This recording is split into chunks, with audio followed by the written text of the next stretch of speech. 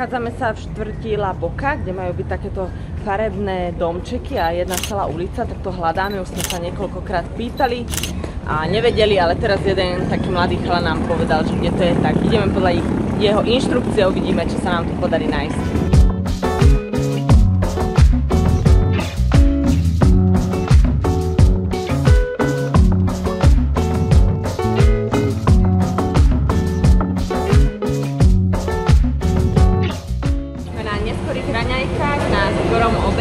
Objavili sme také parádne miestečko, kde si môžeme plno naložiť a je to za pár euro a teraz sa asi budeme stále chodiť.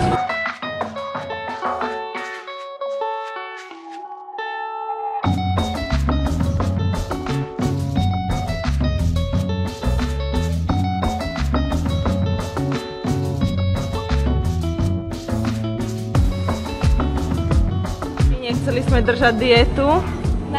Ne.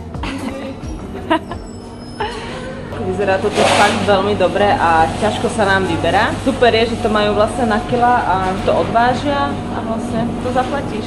Snažíme sa kúpiť argentínsku SIM kartu, aby sme mali internet a je to úplne že never ending story, už sa hodinu o to snažíme. Chcú tam číslo pasu, nejaké selfiečka, jedno s druhým a proste vôbec to nereagujú, všetko je v španielčine.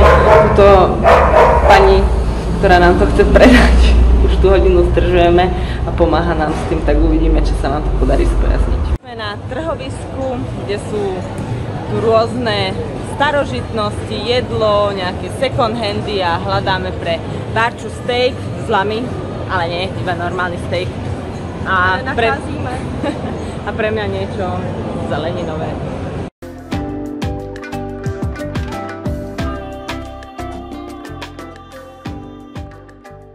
Za mnou sa nachádza najširší bulvár na svete a šírka tejto ulice je 110 metrov. A táto ulica sa volá, už to tretíkrát natáčam, lebo to neviem povedať, Avenida 9 de Julio.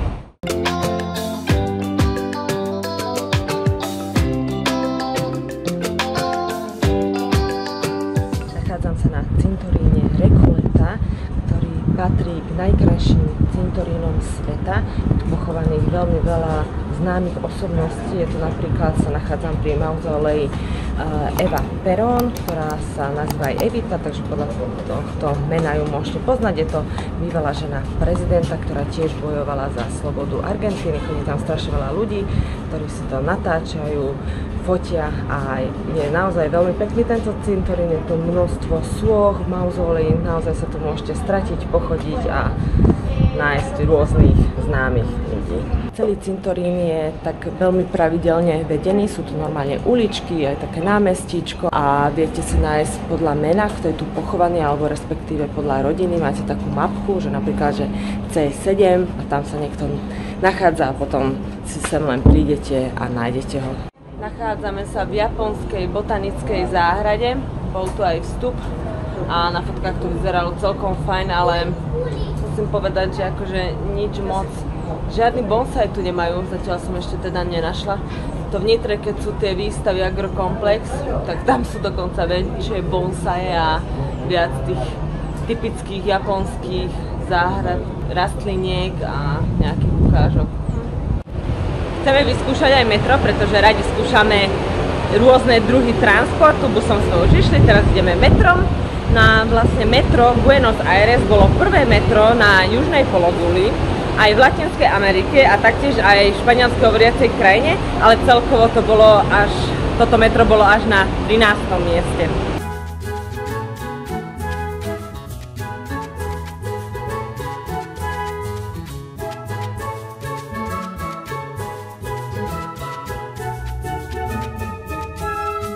Táto budova, na ktorú ukazujem, tak je to Palazzo Barolo, ktoré je najvyššia budova v Buenos Aires, možno aj v celej Argentíne. Je vysoká 100 metrov a tam hore, alebo respektíve tá budova je vlastne maják. A nachádza sa asi 2 km od vody, ale to im vôbec nevadilo. A má aj svoju dvojičku, ktoré je v Uruguayi v Montevideu. Takže toto je môj výhľad. Nachádzame sa v jednom z najlepších, možno aj najkrajších výkupectiev na svete. A to asi 3 podlaže, je to tu fakt dosť veľké, tam dole je ešte aj pre deti, takže je si čo vyberať. Nachádzame sa pri najstaršej kaviarni Buenos Aires, je z roku 1858. Aby sme sa dostali dnu, tak si musíme vystáť rad. Nie som veľký kavičkár, ale keď sme v najstaršej kaviarni Buenos Aires, tak som si kávu musela dať. Ale nie je to obyčajná káva, ale je tam aj čokoláda, nejaké likéry, celkom silné, ale chutné. Stoličky majú asi za sebou tie najlepšie časy. Policajti tu majú parádne, detašované pracovisko, takúto búdku, aby videli na celú ulicu, a toto je vlastne tá najširší bulvár aj na svete. Niekde hovoria 110 metrov, niekde 140 metrov, takže nepodarilo sa nám to na prvý šup prejsť. Som musel čakať na červenú a pokračujeme ďalej.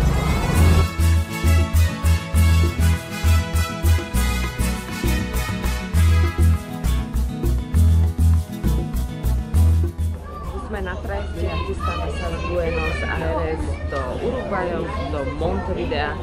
Obsadila som si toto miestečko v prvom rade, aby som videla von a mohla sa kochať.